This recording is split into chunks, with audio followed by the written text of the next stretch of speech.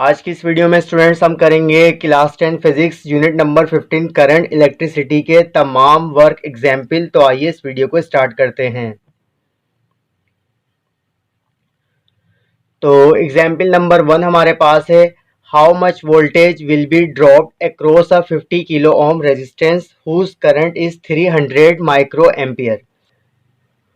हमसे कहा है कि अगर हमारे पास एक 50 किलो ओम का रेजिस्टर हो और उसमें से करंट आपका कितना फ्लो करे, 300 माइक्रो एम्पियर का करंट फ्लो करे, तो वोल्टेज आपका कितना ड्रॉप होगा 50 किलो ओम रेजिस्टर के अक्रॉस। तो सबसे पहले स्टूडेंट्स हम इसका डेटा बना लेते हैं। तो यहाँ पर स्टूडेंट्स मैंने रेजिस्टेंस को R से रिप्रेजेंट कराया है। कितनी वैल्यू है, 50 किलो ओम। 50 को मैंने एज इट इज रखा, किलो हमारा यहाँ पर प्रीफिक्स है तो लिहाजा के की जगह मैंने रख दिया 10 रेज़ टू द पावर 3, क्योंकि के की वैल्यू होती है 10 रेज़ टू द पावर 3। और यूनिट लगा दिया मैंने रेजिस्टर का, क्या, ओम। उसके बाद करंट को मैंने यहाँ पर कैपिटल आई से रिप्रेजेंट करवाया है। कितनी वैल्यू है, 300 माइक्रो एम्पियर। 300 को मैंने सेम रखा, माइक्रो हमारा यहाँ पर प्रीफिक्स है तो माइक्रो की मैंने यहाँ पर वैल्यू पुट कर दी 10 रेज़ टू द पावर -6। और ए मैंने लगा दिया एम्पियर के लिए, यानी करंट का यूनिट क्या होता है, एम्पियर होता है। मालूम हमें क्या करना है, वोल्टेज मालूम करना है, तो वोल्टेज को मैंने यहाँ पर वी से रिप्रेजेंट करवाया है। अब स्टूडेंट्स हम इसका सॉल्यूशन देख लेते हैं। इस प्रॉब्लम को सॉल्व करने के लिए हम यूज करेंगे ओम्स लॉ का फार्मूला, क्या होता है, V is equal to I R. हमें V मालूम करना है तो I और R की वैल्यूज पुट कर देते हैं। तो I की वैल्यू मैंने यहाँ पर पुट कर दी 50 multiply by 10 raise to the power 3, multiply की साइन लगाई, और R की वैल्यू मैंने पुट कर दी 300 multiply by 10 raise to the power -6। इन दोनों वैल्यूज को हम आपस में मल्टीप्लाई करेंगे तो हमारे पास V की वैल्यू आ जाएगी 15 वोल्ट। तो यही इसका आंसर है। अब स्टूडेंट्स हम देख लेते हैं एग्जाम्पल नंबर 2 क्या है, फाइंड द करंट आई। हमसे कहा है कि करंट आई मालूम करें पासिंग थ्रू द सर्किट। नीचे हमारे पास एक सर्किट मौजूद है जो कि गिवन है बुक में, and the voltage across each of the resistors in the circuit below. और हर रेजिस्टर के अक्रॉस हमें वोल्टेज मालूम करना है। तो स्टूडेंट्स ये हमारे पास सर्किट है। हमसे कहा है कि हमें इस सर्किट में करंट मालूम करना है कि इस सर्किट में से करंट कितना फ्लो कर रहा है, यानी आई की वैल्यू हमें मालूम करनी है। और यहाँ पर इस सर्किट में 3 रेजिस्टर्स हमारे पास मौजूद हैं और इन रेजिस्टर के अक्रॉस कितना वोल्टेज ड्रॉप होगा वो हमें मालूम करना है। क्योंकि स्टूडेंट्स ये हमारे पास सीरीज कम्बिनेशन है रेजिस्टर्स की, तो आपको पता होगा कि सीरीज कम्बिनेशन के अंदर करंट हमेशा सेम रहता है और वोल्टेज हमारा डिफरेंट होता है। तो लिहाजा हमारे पास यहाँ पर वोल्टेज सोर्स की वैल्यू गिवन है, यानी सप्लाई वोल्टेज गिवन है 7 वोल्ट। और आप कह लो 100 ओम हमारा फॉर एग्जांपल फर्स्ट रेजिस्टर है जिसको मैं R1 से रिप्रेजेंट कराऊंगा डेटा में, और 400 ओम हमारा सेकंड रेजिस्टर है और 200 ओम हमारा थर्ड रेजिस्टर है। तो इन रेजिस्टर्स के अक्रॉस कितना वोल्टेज ड्रॉप होगा उसको मैंने रिप्रेजेंट कराया है V1, V2 और V3 से। हमें I मालूम करना है और V1, V2 और V3 की वैल्यू मालूम करनी है। तो डेटा बना लेते हैं स्टूडेंट्स। तो यहाँ पर मैंने सप्लाई वोल्टेज को कैपिटल V से रिप्रेजेंट कराया है। कितनी वैल्यू है, 7 वोल्ट, यहाँ पर डायग्राम में गिवन है। और रेजिस्टर 1 हमारे पास, यानी जो फर्स्ट रेजिस्टर है 100 ओम का, उसको मैंने R1 से रिप्रेजेंट करवाया है। सेकंड रेजिस्टर को मैंने R2 से रिप्रेजेंट करवाया है जिसकी वैल्यू है 400 ओम। और थर्ड रेजिस्टर को मैंने रिप्रेजेंट करवाया है R3 से, कितनी वैल्यू है, 200 ओम। अब हमें मालूम क्या करना है, हमें V1 मालूम करना है, V2 मालूम करना है, V3 मालूम करना है और I मालूम करना है। ये थोड़े से आगे पीछे इसकी पोजीशन हो गई, आप आगे पीछे लिख सकते हो, कोई मसला नहीं है। तो हमें I मालूम करना है, V1 मालूम करना है, V2 मालूम करना है और V3 मालूम करना है। तो स्टूडेंट्स अब हम इसका सॉल्यूशन देख लेते हैं। इस प्रॉब्लम को सॉल्व करने के लिए स्टूडेंट्स, क्योंकि हम डायरेक्ट करंट मालूम नहीं कर सकते, क्योंकि हमारे पास सीरीज कम्बिनेशन है रेजिस्टर्स की, तो सबसे पहले हम क्या करेंगे, टोटल रेजिस्टेंस मालूम करेंगे सर्किट की। तो टोटल रेजिस्टेंस निकालने का क्या तरीका होता है, सीरीज में अगर रेजिस्टर्स कनेक्ट हो तो उसके लिए हम फार्मूला यूज करते हैं RT हमारा यहाँ पर शो कर रहा है टोटल रेजिस्टेंस को। हमारे सीरीज में कितने रेजिस्टर्स लगे हुए हैं, 3 रेजिस्टर्स लगे हुए हैं। और सीरीज कम्बिनेशन के अंदर जब हम टोटल रेजिस्टेंस निकालते हैं तो हम ये फार्मूला यूज करते हैं, ये आपने ड्राइव भी किया होगा, क्या है, R1 plus R2 plus R3। तो स्टूडेंट्स अब हम R1, R2 और R3 की वैल्यूज पुट कर देते हैं। तो R1 की वैल्यू हमारे पास है 100, R2 की वैल्यू है 400 और R3 की वैल्यू है 200। इन सारी वैल्यूज को हम ऐड करेंगे तो हमारे पास टोटल रेजिस्टेंस आ जाएगी 700 ओम। अब स्टूडेंट्स हम करंट मालूम करेंगे, तो करंट को मालूम करने के लिए हम यूज करेंगे ओम्स लॉ का फार्मूला। क्या होता है? V is equal to I R. अब क्योंकि हमें करंट मालूम करना है तो अब हम इसको अरेंज कर लेते हैं करंट के लिहाज से। तो करंट के लिहाज से जब हम अरेंज करेंगे तो R हमारा यहाँ पर I से मल्टीप्लाई हो रहा है, नीचे जाके V से डिवाइड करेगा, तो I का फार्मूला बन जाएगा V अपॉन R। अब स्टूडेंट्स R यहाँ पर क्या है? R यहाँ पर बेसिकली टोटल रेजिस्टेंस है। अब हम वैल्यूज पुट कर देते हैं, तो हमारे पास सप्लाई वोल्टेज की वैल्यू थी 7 वोल्ट, तो मैंने V की जगह रख दिया 7, और टोटल रेजिस्टेंस यहाँ पर निकली है 700, तो मैंने R की जगह रख दिया 700। आप यहाँ पर R के साथ एक छोटा सा स्मॉल t सबस्क्रिप्ट में लगा देना, जो कि रिप्रेजेंट करेगा टोटल रेजिस्टेंस को। अब हम 7 को जब डिवाइड करेंगे 700 से, तो हमारे पास करंट आ जाएगा सर्किट का कितना? 0.01 एम्पियर। तो ये फर्स्ट पार्ट हमने सोल्व कर लिया, जिसमें हमसे कहा था कि सर्किट का करंट मालूम करो, जिसको हमने रिप्रेजेंट करवाया है I से, कितना है? 0.01 एम्पियर। अब स्टूडेंट्स हम V1, V2 और V3 की वैल्यूज निकाल लेते हैं वन बाय वन। तो V1 के लिए स्टूडेंट्स हमने फार्मूला यूज किया है ओम्स लॉ का। वैसे तो ओम्स लॉ का फार्मूला होता है V is equal to I R, लेकिन हमने इस फार्मूले को सेट किया है V1 के लिहाज से। तो V1 के लिहाज से ओम्स लॉ का फार्मूला क्या बन जाएगा? V1 is equal to I R one. जैसा कि मैंने आपको स्टार्ट में बताया कि सीरीज सर्किट के अंदर करंट सेम होता है, लिहाजा हमने यहाँ पर I की जो वैल्यू निकाली है 0.01 एम्पियर, वो हम पुट करेंगे। चाहे हम V1 मालूम करें, V2 मालूम करें या V3 मालूम करें, I की वैल्यू सेम रहेगी, क्योंकि सीरीज के अंदर करंट हमेशा सेम होता है। अब हम वैल्यूज पुट कर देते हैं I की और R1 की। तो V1 को मैंने एज इट इज रखा, इक्वल की साइन लगाई, I की वैल्यू हमारे पास कितनी आई थी? 0.01, और R1 की वैल्यू हमारे पास कितनी है? 100। 100 को जब हम 0.01 से मल्टीप्लाई कराएंगे तो हमारे पास V1 की वैल्यू आ जाएगी 1 वोल्ट। इसी तरीके से हम V2 निकाल लेंगे, तो V2 के लिए फार्मूला हम यूज करेंगे V2 is equal to I R two. अब हम I और R2 की वैल्यूज पुट कर देते हैं। तो I की वैल्यू मैंने यहाँ पर पुट की 0.01 और R2 की वैल्यू मैंने पुट की 400। 400 को 0.01 से मल्टीप्लाई कराएंगे तो V2 की वैल्यू आएगी 4 वोल्ट।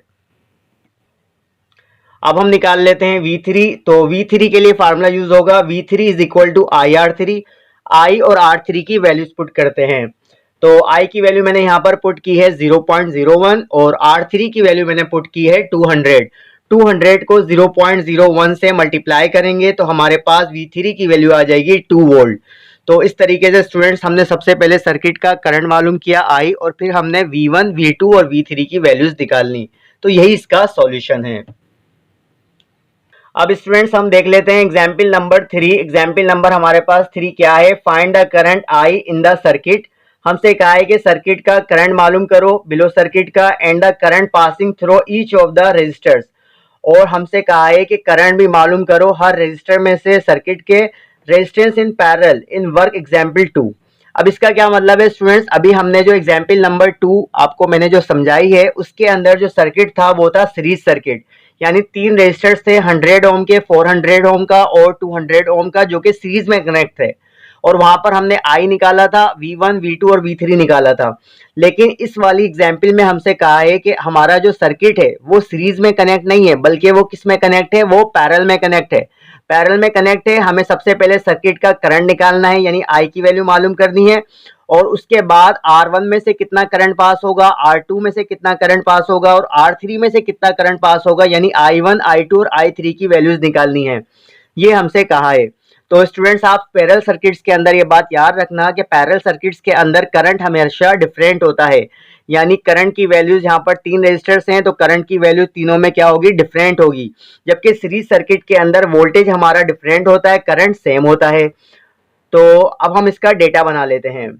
तो डेटा के अंदर स्टूडेंट्स मैंने सबसे पहले यहाँ पर सप्लाई वोल्टेज लिख दिया, जो कि लास्ट वाले न्यूमेरिकल का ही है। क्या था सप्लाई वोल्टेज लास्ट न्यूमेरिकल में? 7 वोल्ट। तो V हमारा यहाँ पर शो कर रहा है सप्लाई वोल्टेज को, कितना है? 7 वोल्ट। उसके बाद स्टूडेंट फर्स्ट रेजिस्टर्स को मैंने रिप्रेजेंट करवाया है R1 से, कितनी वैल्यू ली है? 100 ओम। सेकेंड रेजिस्टर को मैंने रिप्रेजेंट करवाया है R2 से, कितनी वैल्यू ली है? 400 ओम। और थर्ड रेजिस्टर्स को मैंने रिप्रेजेंट करवाया है R3 से, कितनी वैल्यू है? 200 ओम। I हमें मालूम करना है, सर्किट का टोटल जो करंट है वो हमें मालूम करना है। इसके अलावा हमें I1 मालूम करना है कि R1 में से कितना करंट पास हो रहा है, फर्स्ट रेजिस्टर में से कितना करंट पास हो रहा है वो हमें मालूम करना है, I1 से रिप्रेजेंट कराया है।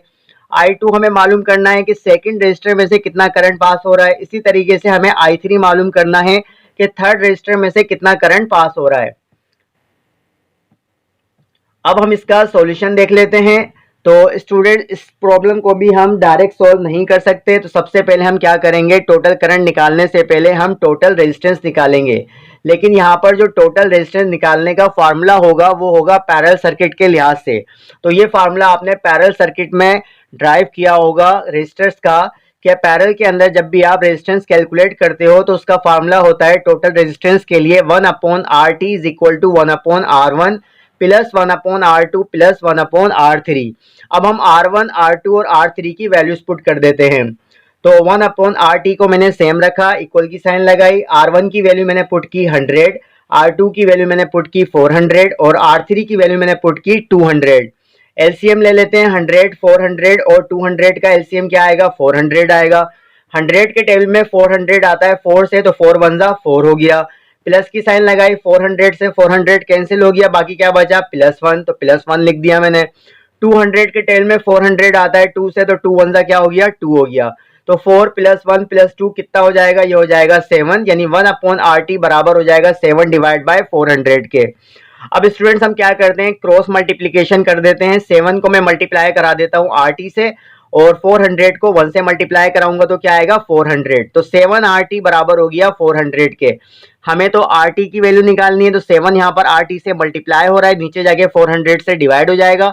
तो RT बराबर हो जाएगा 400 डिवाइड बाय 7। तो अब हम इसको डिवाइड कर देते हैं कैलकुलेटर से। तो हमारे पास टोटल रेजिस्टेंस आ जाएगी 57.142 ओम। तो ये स्टूडेंट्स हमारे पास आ गई टोटल रेजिस्टेंस। अब स्टूडेंट्स हम क्या करेंगे, हम टोटल करंट निकालेंगे। तो टोटल करंट निकालने के लिए हम यूज करेंगे ओम्स लॉ का फार्मूला, क्या होगा, V is equal to IRT।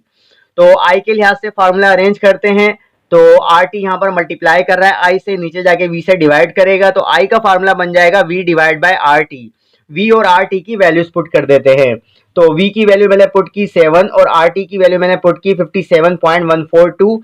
इन दोनों वैल्यूज को जब हम डिवाइड कराएंगे तो हमारे पास टोटल करंट आ जाएगा सर्किट का कितना, 0.1225 एम्पियर। तो ये हमारे पास टोटल करंट आ गया सर्किट का। अब स्टूडेंट्स हम क्या करेंगे, I1 की वैल्यू निकालेंगे। तो I1 की वैल्यू निकालने के लिए हमने फार्मूला यूज किया है ओम्स लॉ का, क्या, V is equal to I1 R1।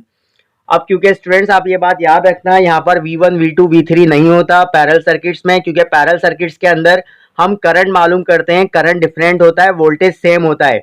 तो V की वैल्यू हमें रखनी है 7 वोल्ट, चाहे हम I1 निकालें, I2 निकालें या I3 निकालें। तो I1 के लिहाज से इस फार्मूले को अरेंज कर लेते हैं। तो क्या हो जाएगा formula, V divide by R1। V और R1 की वैल्यूज पुट कर देते हैं। तो 7 डिवाइड बाय 100, तो I1 की वैल्यू हमारे पास आ जाएगी 0.07 एम्पियर। तो ये हमारे पास आ गई I1 की वैल्यू, यानी जो हमारे पास फर्स्ट रेजिस्टर था R1 उसमें से 0.07 एम्पियर का करंट पास होगा। अब स्टूडेंट्स हम सॉल्यूशन देख लेते हैं I2 के लिए। तो फार्मूला यूज होगा V is equal to I2 R2। फिर से हम इस फार्मूले को अरेंज करेंगे I2 के लिहाज से। तो I2 के लिहाज से फार्मूला हो जाएगा V/R2। V और R2 की वैल्यूज पुट कर देंगे। V की वैल्यू हमने पुट की 7 और R2 हमारा कितना था 400। 7 को 400 से डिवाइड कराएंगे तो हमारे पास I2 की वैल्यू आ जाएगी 0.0175 एम्पियर। अब हम निकालेंगे I3। तो I3 के लिए हम फार्मूला यूज करेंगे V is equal to I3 R3। I3 के लिहाज से फार्मूला अरेंज कर लेते हैं। तो I3 बराबर हो जाएगा V divide by R3। V और R3 की वैल्यूज पुट करेंगे। V की वैल्यू कितनी है 7 और R3 की वैल्यू कितनी है 200। 7 को डिवाइड कर देते हैं 200 से, तो हमारे पास स्टूडेंट्स I3 आ जाएगा 0.035 एम्पियर। अब स्टूडेंट्स आप कहोगे कि बुक के अंदर तो सर हमारे पास I2 का आंसर आ रहा है 7 डिवाइड बाय 400, I3 का आंसर आ रहा है 7 डिवाइड बाय 200। इस तरह के हमारे पास आंसर आ रहे हैं, डेसिमल में तो नहीं आ रहे। तो स्टूडेंट्स ये भी आपका आंसर सही है जो कि बुक के अंदर गिवन है, लेकिन मैं आपसे यही कहूंगा कि आप इसको डिवाइड करके डेसिमल में लिखो। तो दोनों आंसर सही हैं। अब स्टूडेंट्स हम देख लेते हैं लास्ट एग्जाम्पल यूनिट नंबर 15 की, क्या है, 100 joule of heat is produce each second in a 4 ohm resistance.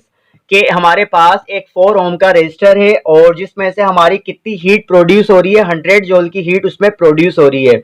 हमसे कहा है find the potential difference, potential difference मालूम करो रेजिस्टर के अक्रॉस। और यहाँ पर आंसर भी मैंने लिखा हुआ है 20 वोल्ट आना चाहिए इसका आंसर। और हर सेकंड के अंदर हमारी जो हीट आपकी प्रोड्यूस हो रही है वो 100 जूल हो रही है। तो डेटा बना लेते हैं स्टूडेंट्स। यहाँ पर मैंने हीट को H से रिप्रेजेंट करवाया है, कैपिटल H से, कितनी वैल्यू है 100 जूल। और रेजिस्टर को मैंने यहाँ पर R से रिप्रेजेंट कराया है, कितनी वैल्यू है 4 ओम। टाइम को मैंने यहाँ पर स्मॉल t से रिप्रेजेंट कराया है, कितनी वैल्यू है 1 सेकेंड, क्योंकि यहाँ पर वर्ड मेंशन है ईच सेकेंड, इसका मतलब टाइम हमारा होगा 1 सेकेंड। हमें क्या मालूम करना है, पोटेंशियल डिफरेंस मालूम करना है, जिसको मैंने यहाँ पर V से रिप्रेजेंट करवाया है। अब स्टूडेंट्स हम इसका सॉल्यूशन देख लेते हैं। इस प्रॉब्लम को सॉल्व करने के लिए स्टूडेंट सबसे पहले हम लगाएंगे जोल्स लॉ का फार्मूला। क्या होता है, H is equal to I square R T. अब आप कहोगे सर इसके अंदर तो V है ही नहीं, V हमें मालूम करना है। तो स्टूडेंट सबसे पहले हम क्या करेंगे, हमारे पास H की वैल्यू है, R की वैल्यू है और T की वैल्यू है। तो इस फार्मूले की मदद से हम I निकालेंगे और जब हमारे पास I आ जाएगा तो हम ओम्स लॉ के फार्मूले की मदद से V निकाल लेंगे। तो I के लिहाज से फार्मूला अगर हम अरेंज करें तो RT यहाँ पर मल्टीप्लाई कर रहा है आई स्क्वायर के साथ। अगर हम इसको लेफ्ट हैंड साइड पर लेके जाएंगे तो H से क्या करेगा, डिवाइड करेगा। तो आई स्क्वायर का फार्मूला हो जाएगा H divide by are T. अब हम H की, R की और T की वैल्यू पुट कर देते हैं। तो H की वैल्यू हमारे पास है 100, R की वैल्यू है 4 और टाइम हमारे पास कितना है 1। तो यहाँ पर मैंने गलती से कैपिटल T लगा दिया, यहाँ पर स्मॉल t आएगा टाइम के लिए। तो मजीद सोल्व कर लेते हैं। 100 मैंने सेम रखा, 4 1 जा 4। 100 को हम डिवाइड करेंगे 4 से तो हमारे पास आई स्क्वायर बराबर हो जाएगा 25 के। हमें तो आई की वैल्यू निकालनी है, तो स्क्वायर को खत्म करने के लिए क्या करेंगे, दोनों तरफ स्क्वायर रूट लेंगे। तो एक स्क्वायर स्क्वायर रूट से कैंसिल हो जाएगा, बाकी हमारे पास 25 आ जाएगा स्क्वायर रूट में। तो 25 का स्क्वायर रूट स्टूडेंट्स क्या होता है, 5 होता है। तो लिहाजा हमारे पास करंट आ गया 5 एम्पियर। अब हम यूज करेंगे ओम्स लॉ का फार्मूला वोल्टेज निकालने के लिए, यानी पोटेंशियल डिफरेंस निकालने के लिए। तो I की वैल्यू पुट कर देते हैं और R की वैल्यू पुट कर देते हैं। तो I की वैल्यू हमारे पास है 5 और R की वैल्यू हमारे पास थी 4। 5 और 4 को मल्टीप्लाई करेंगे तो हमारे पास आ गया 20 वोल्ट। तो ये हमारे पास जो है पोटेंशियल डिफरेंस आ गया, या आप कह लो कि हमारे पास वोल्टेज आ गया अक्रॉस 4 ओम रेजिस्टर। तो स्टूडेंट इस वीडियो के अंदर जितने भी हमारे पास न्यूमेरिकल थे यूनिट नंबर 15 के, वो सारे के सारे हमने कर लिए। आज की इस वीडियो में इतना ही, फिर मिलेंगे। अल्लाह हाफिज।